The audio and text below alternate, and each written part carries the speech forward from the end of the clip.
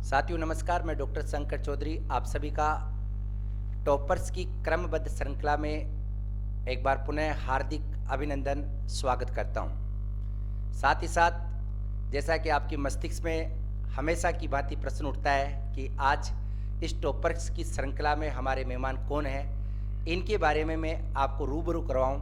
इससे पहले आपकी तारीफ में ये 4 पंक्तियां, और मुझे उम्मीद है ये पंक्तियां सुनने के बाद आप भी तालियां जरूर बजाएंगे।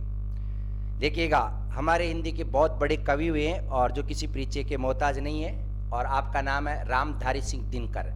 जैसे दिनकर जी ओज रस के महत्वपूर्ण हस्ताक्षर माने जाते हैं, ठीक उसी प्रकार जो शख्सियत आपके बीच में बैठी है और अब किसी परिचय की मोहताज नहीं है, आपका व्यक्तित्व भी दिनकर जी से मिलता जुलता ही है। इसलिए मुझे लगा कि आपके सम्मान में मैं आपके फेवरेट कवि दिनकर जी की बातों को ही उद्धृत करूं।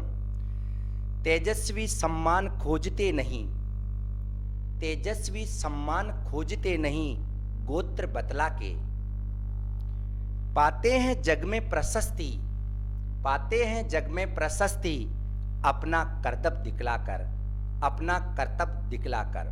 जी हाँ दोस्तों, सही बात कही रामधारी सिंह दिनकर ने कि इंसान को कोई भी चीज विरासत में नहीं मिलती, अपितु उसको इसके लिए इस दुनिया में बहुत ज्यादा संघर्ष करना पड़ता है। और इतिहास इस बात का साक्षी और गवाह है दोस्तों कि जिन्होंने संघर्ष किया है वे व्यक्ति ही सफलता के एक नए आयाम और मापदंड को उन्होंने बहुत ही बेहतर ढंग से स्थापित किया है। मैं एक बार पुनः आप सभी का सर्वोत्तम एकेडमी जयपुर के इस ऑनलाइन प्लेटफॉर्म से हार्दिक अभिनंदन और स्वागत करता हूं। साथ ही साथ अब मैं आज के जो हमारे मेहमान हैं उनसे आपको रूबरू करवाई देता हूं। आप जैसा कि स्क्रीन पे देख पा रहे हैं, आपका नाम केसर बिश्नोई जी है जो मेरे सामने बैठे भी हैं, और आपने अभी हाल ही में 2018 की जो आरपीएससी व्याख्याता हिंदी भर्ती थी उसमें बहुत ही अच्छी रैंक के साथ व्याख्याता बनने का गौरव प्राप्त किया है। सर, आपको इसके लिए बहुत बहुत धन्यवाद। अब इससे पहले कि आपके मस्तिष्क में ये भी प्रश्न उठता है कि सर आप इनका पारिवारिक और शैक्षिक पृष्ठभूमि के बारे में जाने, लेकिन इससे पहले तो मैं इनसे ये प्रश्न पूछूंगा कि आपको जब व्याख्याता बनने की सूचना मिली तो सबसे ज़्यादा खुशी किन को हुई? सबसे ज़्यादा खुशी मैं मानता हूँ मेरे परिवारजन और मेरे गुरुजन और मेरे जो आज मतलब परिवारजन हैं और समाज के लोगों को सबसे ज़्यादा इसमें खुशी हुई, क्योंकि एक रहता है कि समाज में एक व्याख्याता बनने का जो गौरव प्राप्त हुआ है और व्याख्याता बनकर जो समाज में कुछ सुधार अपेक्षित रहते हैं व्याख्याता की तरफ से, तो मैं चाहूँगा कि उनको सुधार कर सके। बिल्कुल, मतलब बहुत सही बात है। व्याख्याता बनने की बात साफ है कि सबसे ज़्यादा खुशी सबसे पता आपको परमपिता परमेश्वर की वजह से हम बनते हैं, तो अपने परिवारजन को होती है, अपने गुरुजन को होता है, और समाज के लोगों को भी ये खुशी मिलती है और मिलनी भी चाहिए। अच्छा, अब मेरे प्रश्न की शुरुआत, और मुझे उम्मीद है आप बहुत ही बेबाकी से सब प्रश्नों का आंसर देंगे। आपकी पारिवारिक और शैक्षिक पृष्ठभूमि के बारे में बताइए बिश्नोई जी।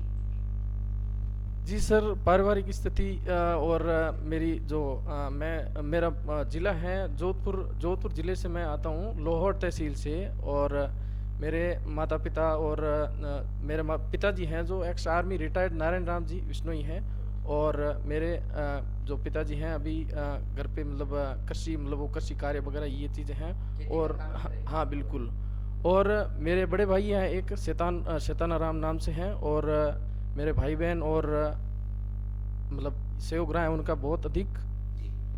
मतलब आप हमें बताइए, लुहावट का नाम तो मैंने पहले भी सुन रखा है, तो लुहावट की क्या प्रसिद्धि का आधार है? ये लुहावट है या लोहावट है, आप बताइए। और कितना बड़ा गांव है और इसमें कितने लोग नौकरी लग चुके हैं? सर, लोहावट गांव जो कृषि प्रधान बाहुल्य क्षेत्र है और उसमें अधिकतर लोग जो हैं मतलब कृषि कार्य पर निर्भर हैं, और लोहावट से शिक्षा के क्षेत्र में लोहावट जो है बहुत आगे प्रगति कर रहा है इन दिनों, और अभी व्याख्याता में चयनित है करीबन 10 लोग जो हैं सभी विषयों से चयनित हैं, और मैं उन सभी भाइयों को भी बधाई देता हूं मंच से। मतलब आप पहले कैंडिडेट नहीं है, 10 लोगों का सिलेक्शन आपके गांव से। कितना बड़ा गांव है आपका?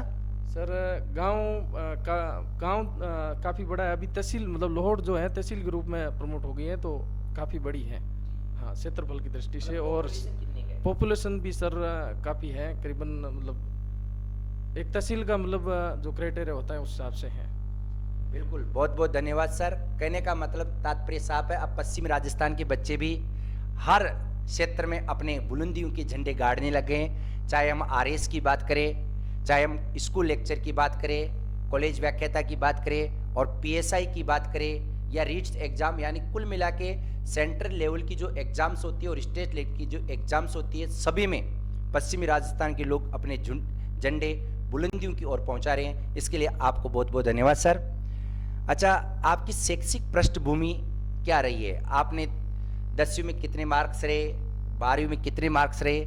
ये बातें मैं इसलिए पूछ रहा हूँ क्योंकि आपका जो इंटरव्यू मैं और आप ही नहीं सुन पाएंगे, अभी तो पूरा राजस्थान ही नहीं, इसके बाहर पूरे इंडिया के लोग सुनेंगे। तो उनको ये प्रेरणा मिलनी चाहिए कि बहुत कम अगर परसेंटेज रही भी है तो भी हम व्याख्याता बन सकते हैं। तो आप क्रमिक रूप से बताइएगा कि आपकी शैक्षिक पृष्ठभूमि क्या रही है।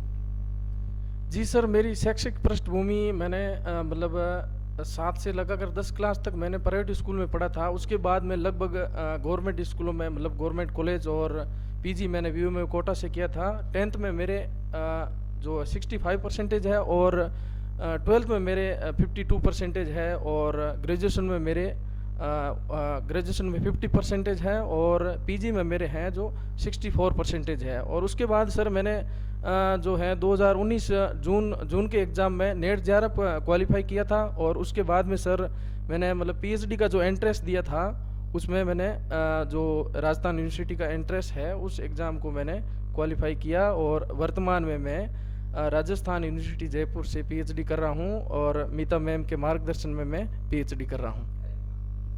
बहुत बहुत धन्यवाद सर, पूरी बातें बता दी आपने, इसके लिए शुक्रिया। और सर, राजस्थान विश्वविद्यालय से अध्ययन करना ये तो अपने आप में बहुत ही बड़े फक्र का विषय है। और मैं आपकी जानकारी के लिए बताना चाहूँगा, मैं भी राजस्थान विश्वविद्यालय से 2010 में पास आउट हूँ। जैसा कि अपन नीचे बातचीत कर रहे थे, तो मेरा भी प्रत्यक्ष और अप्रत्यक्ष रूप से राजस्थान। जी सर, बिल्कुल। अब विष्णु जी कुछ बोलना चाहेंगे, बताइएगा सर। शिक्षा से संबंधित सर आपने पूछा इसलिए मैं बताना चाह रहा हूँ कि मेरे जो अंडर ग्रेजुएशन मतलब बीए है उसमें मेरे सप्लीमेंट्री है और सप्लीमेंट्री होने के बावजूद भी मैंने संघर्ष किया है। कुछ लोग ये बोलते हैं कि मतलब परसेंटेज सब कुछ मायने रखता है, परसेंटेज मायने नहीं रखता मित्रों।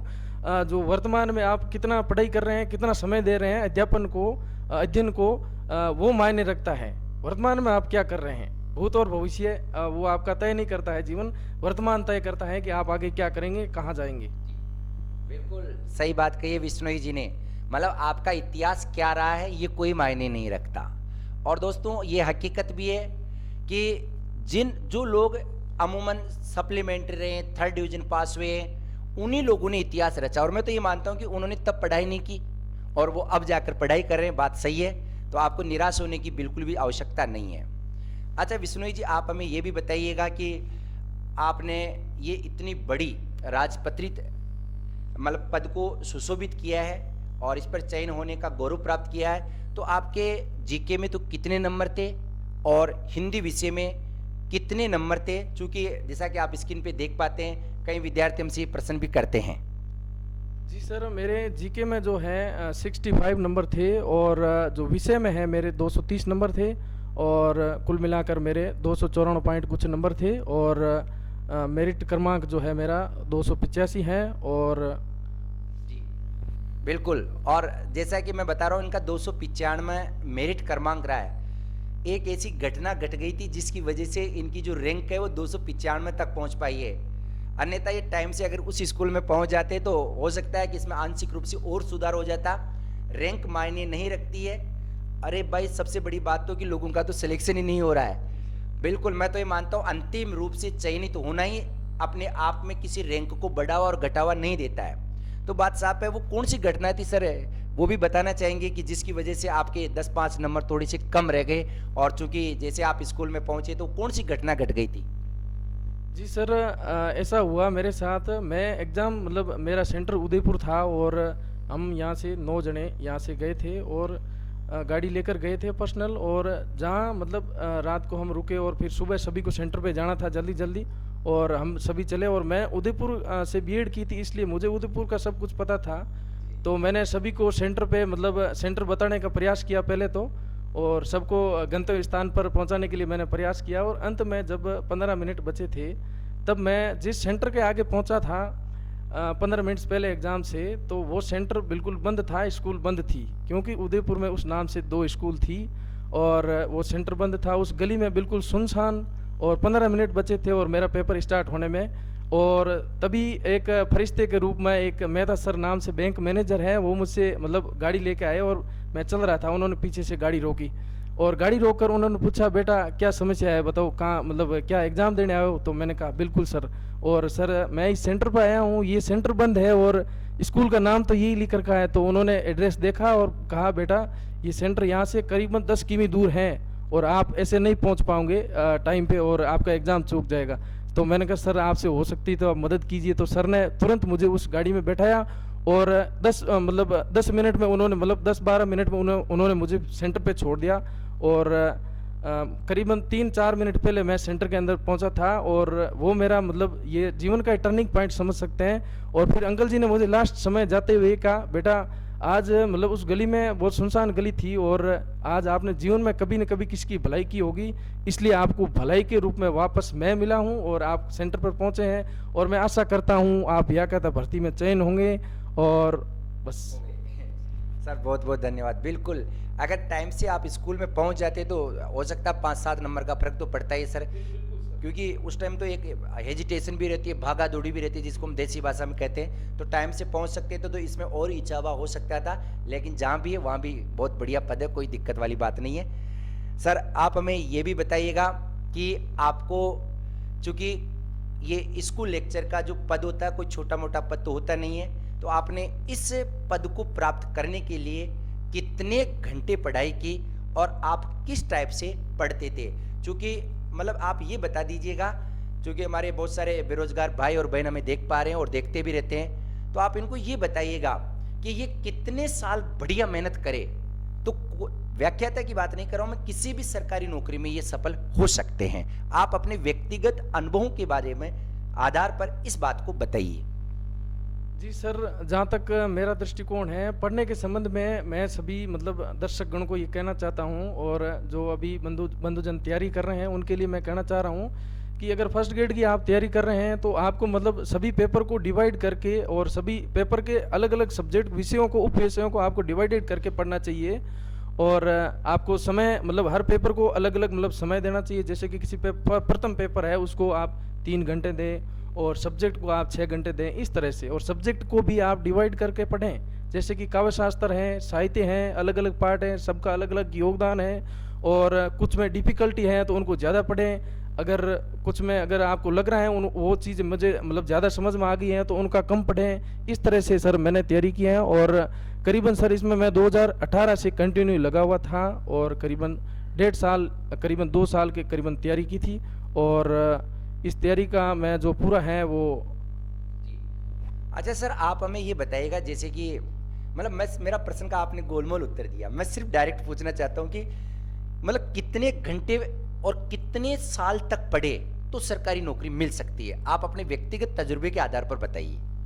जी सर, साल और समय की बात करें तो सर कुछ प्रतिभाशाली लोग होते हैं और कुछ जो है कम प्रतिभा रखते हैं, तो मतलब ये प्रतिभा पे डिपेंड करता है। कुछ लोग कम साल में ही सफलता प्राप्त कर लेते हैं, कम वर्षों में और कम समय में। और घंटे की जहाँ तक बात है सर, आपका प्रश्न बिल्कुल सही है। घंटे जो हैं डिवाइडेड करके पढ़ना चाहिए। करीबन मैं मानता हूँ 10 घंटे कम से कम पढ़ाई हो। कितने साल तक? और करीबन 2 साल तक सर मान सकते हैं। 2 वर्ष तक आपको कंटिन्यू अगर आप 10 घंटे पढ़ें तो आप सफलता जरूर पाएंगे और उस जिस आप शिखर पर पहुंचना चाहते हैं वहां जरूर पहुंचेंगे।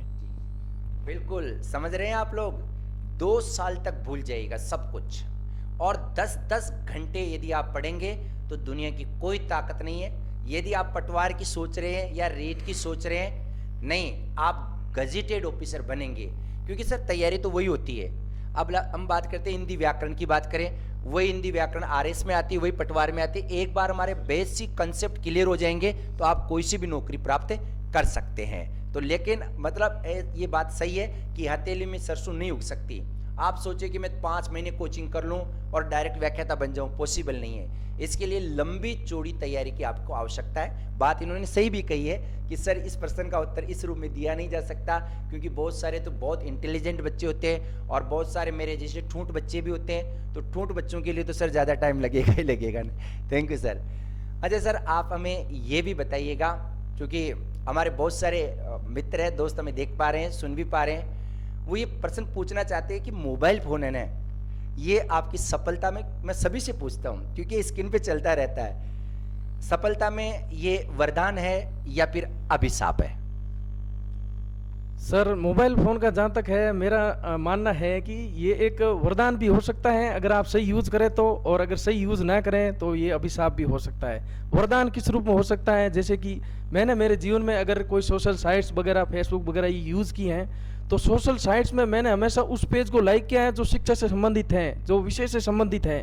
अन्य कोई भी आप जो है मतलब आपके सामने ऐसी चीज़ें नहीं आनी चाहिए। जैसे कि मैं इंस्टाग्राम पे यूज़ करता हूँ, तो वहाँ पर सिर्फ मैं हिंदी साहित्य से संबंधित जितने भी मैटर हैं और जितने भी कवि हैं उनके पेज लाइक करता हूँ, ताकि मैं जब भी खोलता हूँ, जब भी सोशल साइट देखता हूँ, मेरे सामने सिर्फ और सिर्फ हिंदी साहित्य और कवि और ये जो अभी घटनाक्रम जो भारत में चल रहे हैं, करंट अफेयर्स वगैरह, ये चीज़ें ये होना चाहिए। अगर आप सोशल साइट यूज़ कर रहे हैं तो आप इस तरह यूज़ करें, अन्यथा आप सोशल साइट को डिलीट कर दें, आप उनसे पृथक हो जाएं, आप उनसे दूर हो जाएं, तभी आप सफलता प्राप्त कर पाएंगे, मेरा मानना है। बिल्कुल सर, सही बात है। अति सर्वत्र वर्जयते, मतलब हर चीज़ की अति नहीं होनी चाहिए, देखना चाहिए, कोई दिक्कत नहीं है, लेकिन अगर उसकी दिशा और दशा सही हो तो वो हमारे लिए वरदान होती है, और अगर उसकी दशा और दिशा गलत हो तो सोशल साइट सारी की सारी अभिशाप होती है। बिल्कुल सही है।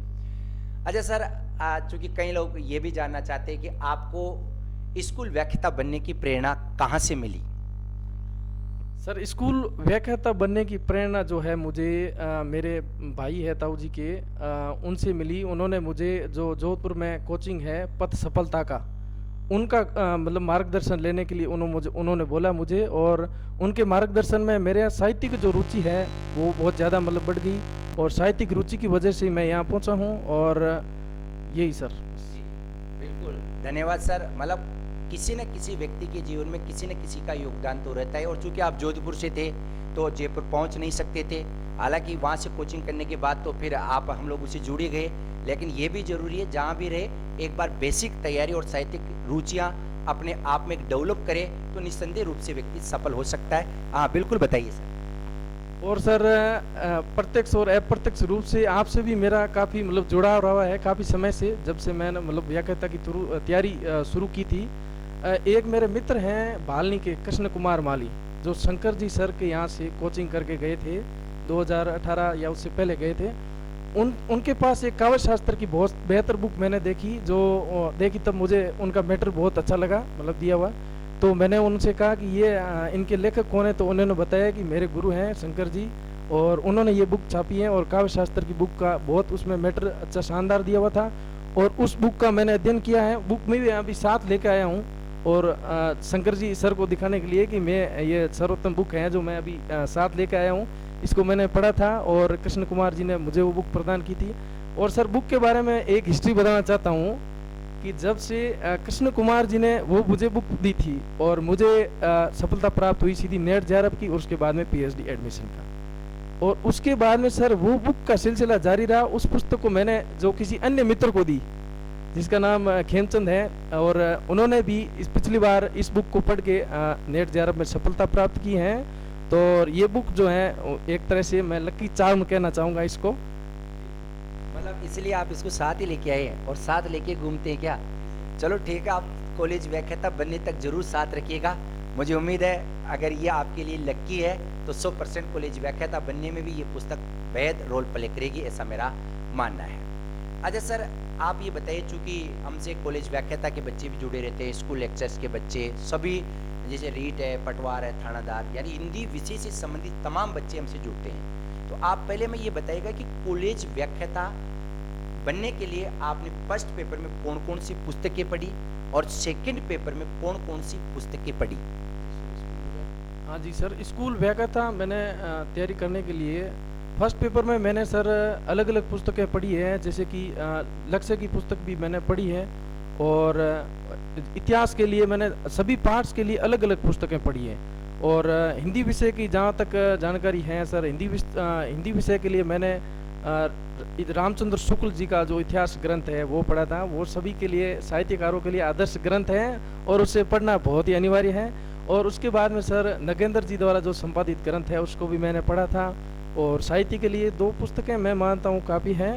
और काव्य शास्त्र के लिए सर मैंने आप ही की बुक सर, जो कृष्ण जी ने मुझे गाइड की थी, आप ही की बुक को पढ़ा मैंने शुरुआत से ही, और उसी से मैंने सब कुछ सीखा है काव्य शास्त्र में। और सर व्याकरण के लिए तो मैं कहना चाहूँगा माध्यमिक शिक्षा की बोर्ड जो पुरानी पुस्तक आती है उसमें सब कुछ मैटर उपलब्ध हैं और बहुत शानदार दी हुई है। तो मैं आप सभी लोगों से यही कहना चाहता हूँ कि आप अगर साहित्य की शुरुआत कर रहे हैं तो रामचंद्र शुक्ल व नगेंद्र जी से कीजिए और आपको बेहतर, मतलब उसमें बेहतर करने को मिलेगा। बिल्कुल, मैं आपको बीच में रोक रहा था, उसके लिए मैं माफ़ी चाहूँगा। मेरा मतलब ये था कि रामचंद्र शुक्ल जी और नगेंद्र तो हमारे हिंदी साहित्य के देवता है, महापुरुष है सर। अगर उनकी किताबें नहीं पढ़े तो और किताबें पढ़ने का कोई मतलब नहीं है। यदि वास्तव में सही बता रहे हैं विष्णु जी कि आप अगर बेसिक कंसेप्ट क्लियर करना चाहते हैं, आप अपनी न्यू आधारशिला रखना चाहते हैं, तो शुरुआत में इन किताबों को पढ़ना ही होगा। ये इम्पोर्टेंट है। और बिल्कुल काव्य शास्त्र के लिए सर आपने भी पढ़ा है, जिनकी पहली रैंक रही है, मैं उनका इंटरव्यू भी पिछले कुछ दिनों पहले प्रसारित कर चुका हूँ। उन्होंने कहा कि मैंने पूरा का पूरा काव्य शास्त्र के जितने भी क्वेश्चन थे उनको क्लीन स्वीप कर दिया है। जिनकी 4थी रैंक आई है राम प्रसाद चौधरी जी। मतलब मैं तो यूँ मानता हूँ, अपने आप को बेहद सौभाग्यशाली समझता हूँ कि हमारी पुस्तकें प्रतियोगी परीक्षाओं में और स्पेशल उच्च लेवल पर कॉलेज लेक्चर हो या स्कूल लेक्चर के लिए बच्चों के लिए बहुत फायदेमंद साबित हो रही है। और सर इसके लिए हम बहुत मेहनत करते हैं सुबह से लेकर शाम तक, जैसा आप नीचे देख भी पा रहे थे अभी। जी हाँ।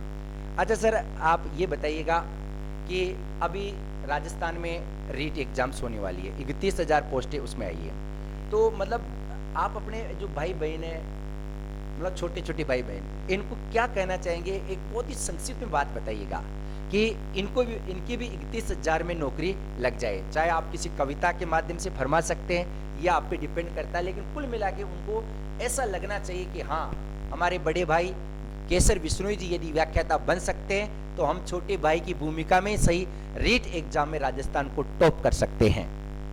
जी सर, रीट के अभ्यर्थियों के लिए मेरे पास एक छोटी सी पंक्तियां हैं दिनकर जी की, जिनको मैं प्रस्तुत करना चाहूँगा। लेकिन नौका तट छोड़ चली। नौका तट छोड़ना यानी अपना घर, जो नौका नाव होती है उसका घर माना जाता है तट। तट जैसे कि आपका घर है, आप छोड़ चले। लेकिन नौका तट छोड़ चली, कुछ पता नहीं किस ओर चली। यह बीच नदी की धारा है, सूझता न कुल किनारा है। ले लील भले ये धार मुझे, लौटना नहीं अब स्वीकार मुझे।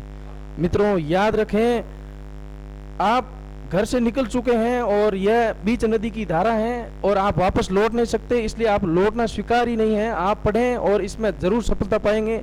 दिनकर जी की पंक्तियां यही बताना चाहती हैं कि आप बीच रास्ते से नहीं लौट सकते। आप जिस क्षेत्र में घुस चुके हैं आप उसमें कुछ अच्छा कर निकलेंगे, और यही प्रेरणा देना चाहूँगा। बिल्कुल सर।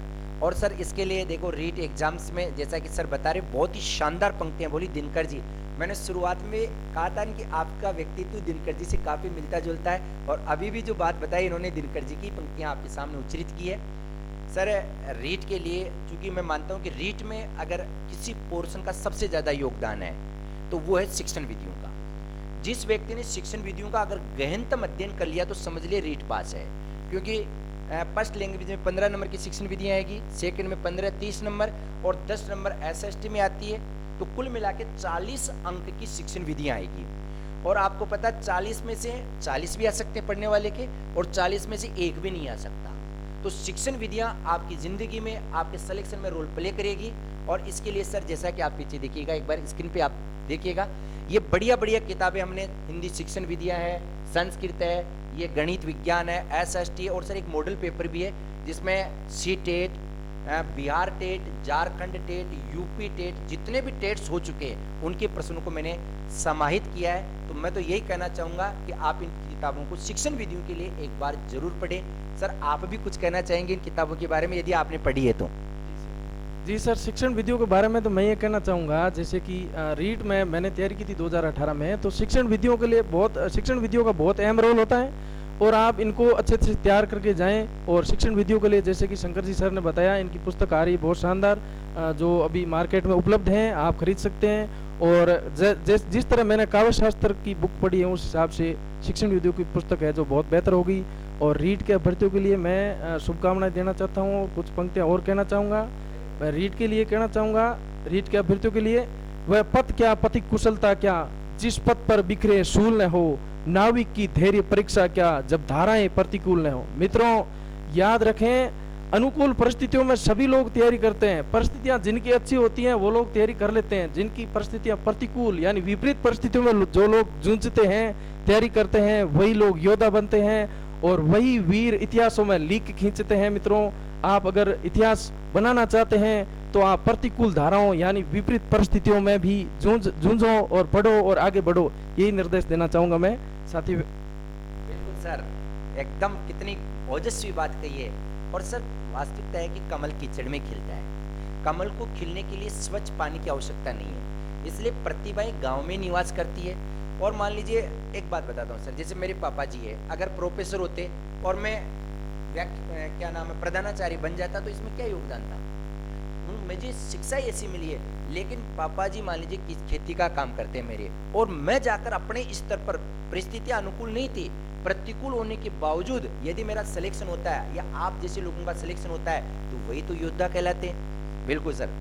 अच्छा सर आप हमें ये भी बताइएगा, चूंकि राजस्थान गवर्नमेंट में कॉलेज व्याख्याता कि एग्जाम से डिक्लेयर हो चुकी है, बहुत जल्द ही कॉलेज व्याख्याता का एग्जाम जहाँ तक संभव है कि निकट भविष्य में ही होने वाला है। तो आप कॉलेज व्याख्याता के जितने भी भाई बहन हैं उनको क्या विशेष मैसेज देना चाहेंगे, किस प्रकार पढ़ना चाहिए, उनकी क्या रणनीति रहेगी, कितने घंटे पढ़े, कौन कौन से पार्ट को किस किस रूप में पढ़े, बताइएगा। जी सर, कॉलेज व्याख्याता की जहाँ तक मैं मानता हूँ एग्ज़ाम तिथि बहुत नज़दीक है और उस हिसाब से जो मैटर पढ़ा हुआ नहीं है वो चीज़ें पढ़ें। जैसे कि प्रथम प्रश्न पत्र में जो चतुर्थ इकाई है और पंचम इकाई है उनका गहन अध्ययन करें। और जो पाश्चात्य काव्य शास्त्र हैं जो अभी तक अनछुए पहलू हैं उनको भी पढ़ें।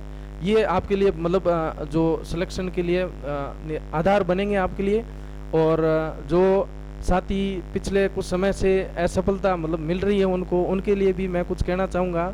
अगर आप पिछली भर्तियों में असफल रहे हैं तो ये कोई मतलब ज़रूरी नहीं है कि जो हर बार असफलता मिलती है, ज़रूरी नहीं है। एक दो बार हो सकता है असफलता मिल जाती है, तो उससे आप बिल्कुल भी परेशान नहीं हो। उनके लिए कुछ पंक्तियाँ हैं गोपाल दास नीरज जी की, मैं कहना चाहूँगा।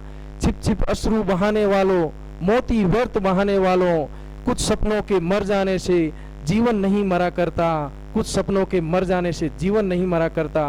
गीली उम्र बनाने वालों, डूबे बिना नहाने वालों, कुछ पानी के बह जाने से सावन नहीं मरा करता, कुछ पानी के बह जाने से सावन नहीं मरा करता। यानी कुछ असफलताएं मिल जाने से आपका जीवन तो मतलब पूरा नहीं हुआ, आप अध्ययनरत रहें। हो सकता है ये जो सफलता की असफलता जो है एक सफलता की सीढ़ी है, सीढ़ियों को पार करते जाएं आप, सफलता अवश्य मिलेगी, मैं मानता हूँ।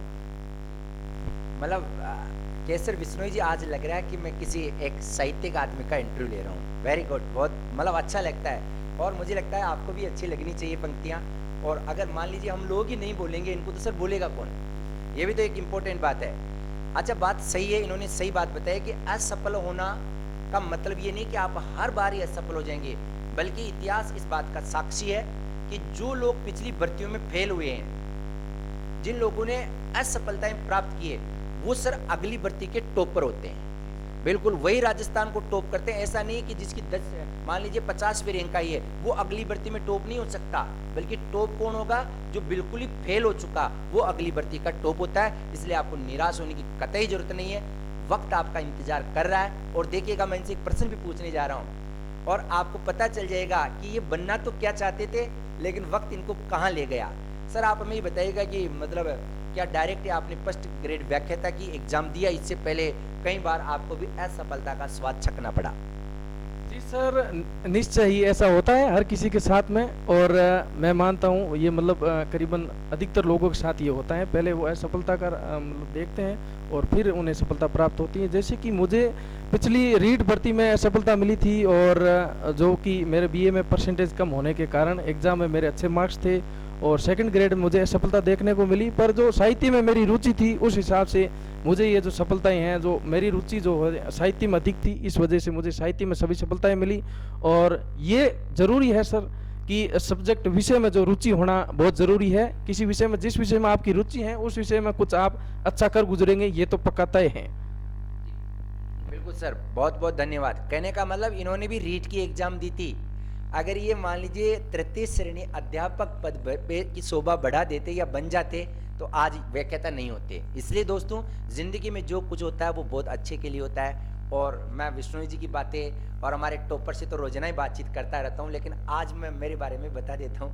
सर मैं भी है ना, जब यहाँ राजस्थान कॉलेज में पढ़ने के लिए आया था तो मैंने भी 5 दफे राजस्थान पुलिस में सीना नपवाया था और 5 बार में फेल हो गया।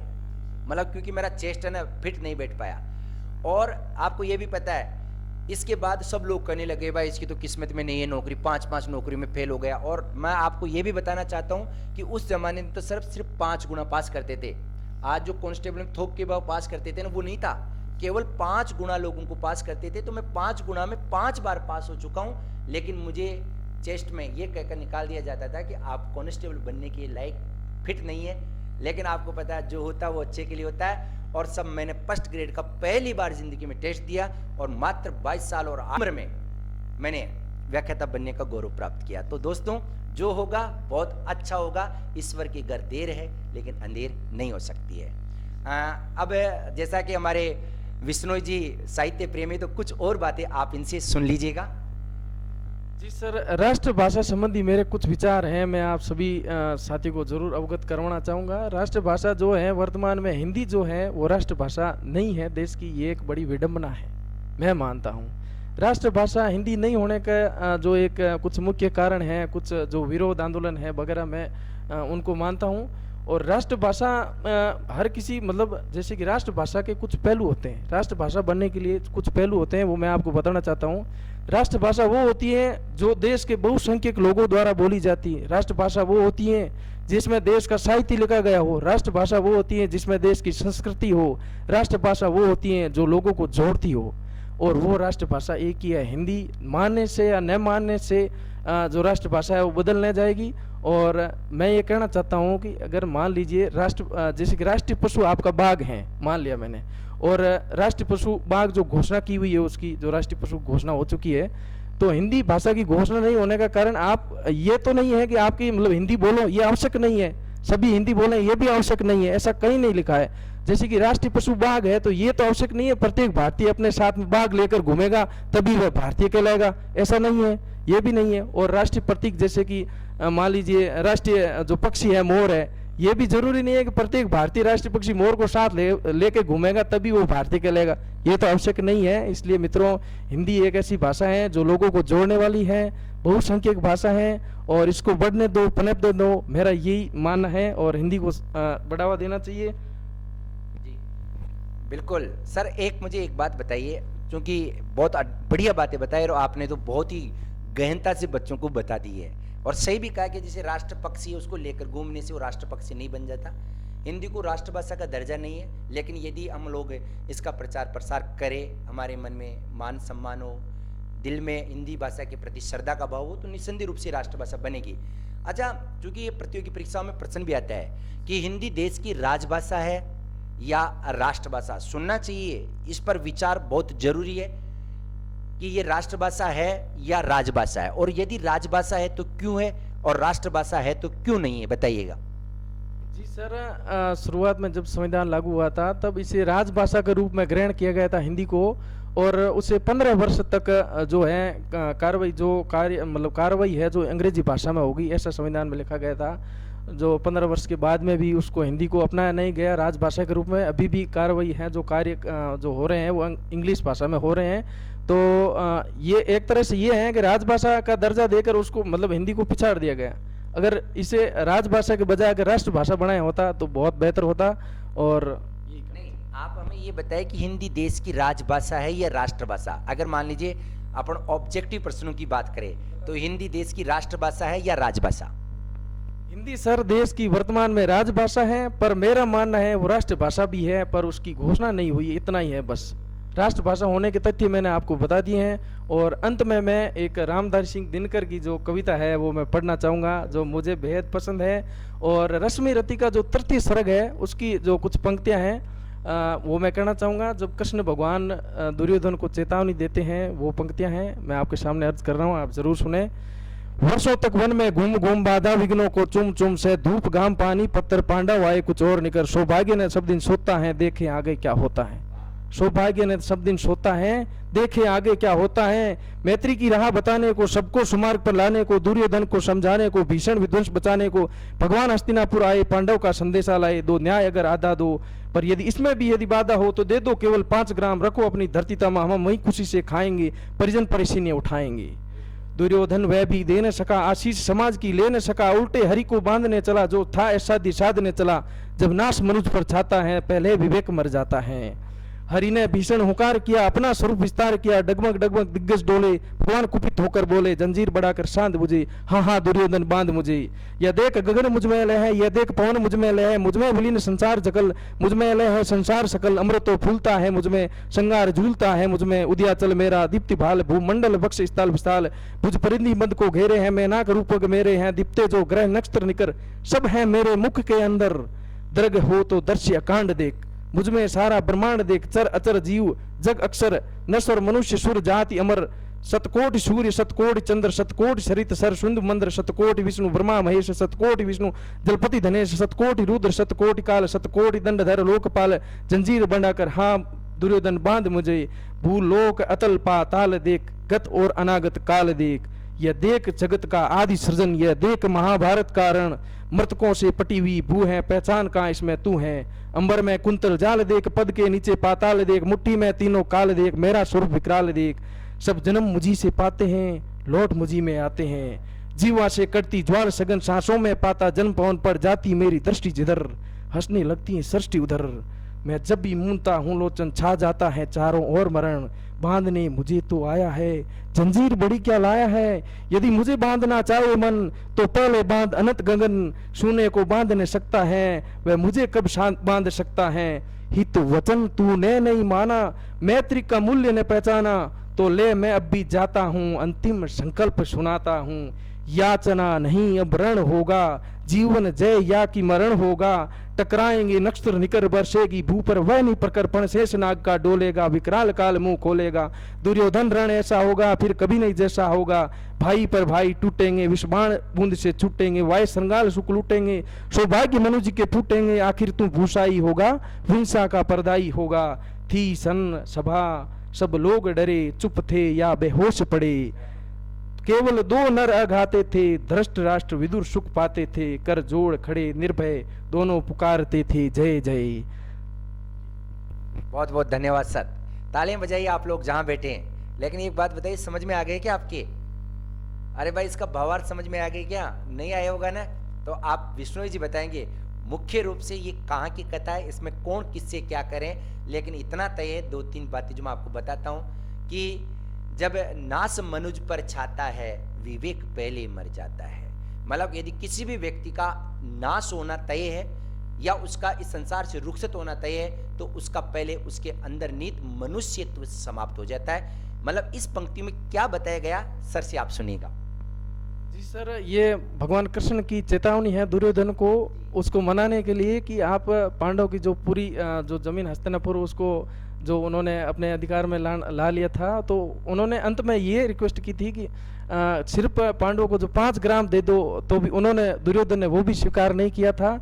और दुर्योधन ने मतलब इस तरह से भगवान कृष्ण की जो उन्होंने विनय अनुनय किया था, जो युद्ध को मतलब नहीं होने के लिए, तो उन्होंने उस बात को स्वीकार नहीं किया। इसी कारण से युद्ध हुआ था। और भगवान कृष्ण ने जो अंतिम संकल्प सुनाया था उसमें ये था कि जो अंत में जो है आप ही पर मतलब क्योंकि आप असत्य और अहिंसा पर चल रहे हैं और आप ही अंत में हारेंगे। और ये जी बिल्कुल, मतलब भगवान कृष्ण ने कह दिया कि तू मुझ में ही तो पैदा हुआ, मुझसे और मुझ में लीन हो जाएगा, इसलिए ज़्यादा अहंकार करने की जरूरत नहीं है दुर्योधन साहब। बिल्कुल धन्यवाद सर। अच्छा, आप में सर एक और प्रश्न है कि सर्वोत्तम एकेडमी जयपुर की ओर से आप जितने भी हिंदी विषय की तैयारी कर रहे हैं इन छात्रों के लिए क्या कुछ खास मैसेज देना चाहेंगे? हिंदी विषय के लिए सर खास मैसेज मेरे पास ये है कि साहित्य में रुचि होना अति आवश्यक है, विषय के लिए रुचि होना अति आवश्यक है। आप अगर इंटरेस्ट अगर आप उत्पन्न कर लेंगे किसी विषय में, अगर आप उसमें लीन हो जाएंगे, लीन होकर, और साथ में सर धैर्य और अनुशासन रखना भी बहुत ज़रूरी है। धैर्य की बहुत आवश्यकता है, और धैर्य के साथ अगर लगातार अनवरत अगर आप पढ़ते रहें तो आपके जरूर सफलता पाएंगे। एक और पंक्ति है जो अरुण कमल जी की कहना चाहूँगा, अपना क्या है इस जीवन में सब तो लिया उधार, सारा लोहा उन लोगों का अपनी केवल धार। मतलब ये है कि सारा लोहा उन लोगों का, मतलब अपनी केवल धार है, मतलब अपने को समय देना है, समय देकर अपन को पढ़ना है। जैसे कि किसी विद्वान ने कहा है कि एक मतलब व्यक्ति को किसी ने कुल्हाड़ी देकर ये कहा कि इसको 2 घंटे में वृक्ष को काटना है। धार का अर्थात मैं आपको समझा रहा हूँ कि उसने क्या किया, सर्वप्रथम 1.5 घंटे उस कुल्हाड़ी को धार देने में समय लगाया उसने, और अंत में उन्होंने आधे घंटे में उसको काट दिया। मतलब ये है कि सर्वप्रथम आपको अपने जीवन में पढ़ाई के लिए धार देने की आवश्यकता है, उसमें समय देने की आवश्यकता है, और उसमें रुचि रखें, और यही कहना चाहूँगा सर। जी सर, बहुत बहुत धन्यवाद सर। और दोस्तों, जैसा कि आप मेरे पीछे स्क्रीन पे देख पा रहे हैं, सर्वोत्तम मोबाइल ऐप, आप इसको डाउनलोड करिए। और यदि मान लीजिए जो लोग डायरेक्ट जयपुर नहीं पहुंच पाते हैं, राजस्थान के कोने कोने से, दूर दराज के क्षेत्रों से, आउट ऑफ राजस्थान से, फिर भी आप हिंदी विषय में एक क्वालिटी एजुकेशन लेना चाहते हैं, तो आपका सर्वोत्तम एकेडमी के ऑनलाइन प्लेटफॉर्म पर हमेशा स्वागत रहेगा। आप हमें टेलीग्राम लिंक से, व्हाट्सएप मैसेज के जरिए थ्रू, या आप हमें फेसबुक पेज से भी जुड़ सकते हैं। हम आपकी निस्संदेह रूप से सहायता करेंगे। और विश्नोई जी, मैं आपकी जानकारी के लिए बताना चाहूँगा कि रोजाना हिंदी के, चाहे वो रीट के हो, पटवार के हो, कॉलेज व्याख्याता हो, स्कूल लेक्चर हो, ग्रेड 2 हो, नवोदय हो, DSS भी, इन बच्चों को रोजाना मैं निःशुल्क पढ़ाता हूँ। और मेरा प्रयास ही रहता है कि अगर आप कुल मिला के यहाँ नहीं पहुँच पा रहे हैं तो आप हिंदी विषय में अपनी सफलता से वंचित नहीं रहे, आपको पूरा का पूरा लाभ घर बैठे ही मिल सके। अच्छा सर, आप हमें अब लास्ट में, चूंकि काफ़ी लंबा वक्त हो चुका है, अगर कोई विशेष बात जो आपके मस्तिष्क में है तो आप हमें ज़रूर बताइएगा, अन्यथा फिर मैं आपको कॉलेज व्याख्याता बनने की शुभकामनाएं दूं। तो पहले एक बार आप फिर से बता दीजिएगा। जी सर, मैं यही सलाह देना चाहूँगा, जो ऑनलाइन पढ़ना चाहते हैं तो आप सर्वोत्तम एकेडमी ऐप हैं उनको डाउनलोड कीजिए, और उसमें बहुत अच्छी जो शिक्षण विद्या वगैरह, और भारतीय काव्य शास्त्र और पाश्चात्य काव्य शास्त्र और हिंदी लेक्चर के लिए भी अच्छे मतलब सिलेबस, और सर बहुत मेहनत करते हैं। मैं कामना करता हूं कि सर बहुत मतलब आगे प्रगति करेंगे, और बहुत शानदार मेहनत करते हैं, और मेहनत करने वाला बंदा मैं मानता हूं कभी पीछे नहीं रह सकता, बहुत आगे जाएंगे। और यही मैं इन बातों के साथ में मैं अपनी बात जो है एक अंतिम बात के साथ समाप्त कर देता हूं कि साहित्य से संबंधित ये है कि अंधियार है बहुत जहाँ आदित्य नहीं, अंधियार है वहाँ जहाँ आदित्य नहीं, मृत है वह देश जहाँ साहित्य नहीं। साहित्य नहीं है जहाँ संस्कृति नहीं है, वो मृत है देश, मैं मानता हूँ। बिल्कुल, साहित्य का मतलब ही होगा सहित, हित के साथ जो लिखा जाता है वो साहित्य होता है। और दोस्तों, हिंदी के तो चाहे टीचर हो चाहे विद्यार्थी, और मैं तो अपने आप को विद्यार्थी मानता हूँ, क्योंकि सर हिंदी में फीलिंग्स की बहुत प्रधानता होती है, भावनाएं होती है, और इमोशनल अटैचमेंट आप देख लीजिएगा, वो सब चीज़ें हमें साहित्य पढ़ने से आती है, वो चीज़ें ग्रामर पढ़ने से नहीं आती है। इसलिए साहित्य को आप लगातार अनवरत रूप से जारी रखिएगा, अपने जीवन की दिनचर्या में उसको एक बार शामिल कीजिएगा। अंत में सर विश्नोई जी, आपको कॉलेज व्याख्याता बनने की बहुत बहुत शुभकामनाएं। आप हमारे स्टूडियो में आए, और मैं उम्मीद करता हूं कि आपका अगला इंटरव्यू भी एज ए असिस्टेंट प्रोफेसर के रूप में हमारे इसी सर्वोत्तम एकेडमी के ऑनलाइन प्लेटफॉर्म पर होगा। आप ऐसा हमें विश्वास दिलाइए। जी सर, अवश्य मैं इस तरफ अभी प्रयासरत हूँ और तैयारी में लगा हुआ हूँ, और पूरी कोशिश रहेगी मेरी सर। बहुत बहुत धन्यवाद सर। राम राम साहब।